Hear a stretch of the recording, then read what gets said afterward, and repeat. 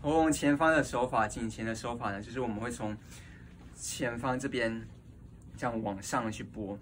然后呢，中间是安全的，两旁就是尽量不要去碰到，两旁有血管或叶子、大血管，所以可是前面这个就只有喉咙哦，然后这没有什么大血管，是非常安全的哦。那我们会另外手会扶在后方，让他有安全感，然后呢，请他吸气。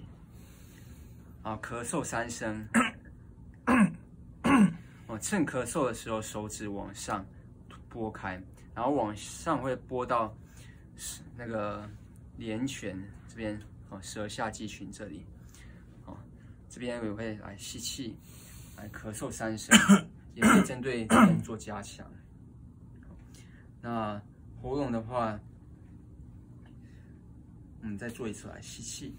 来咳嗽3声。好，那有的人会在局部这边某一侧会特别的更紧我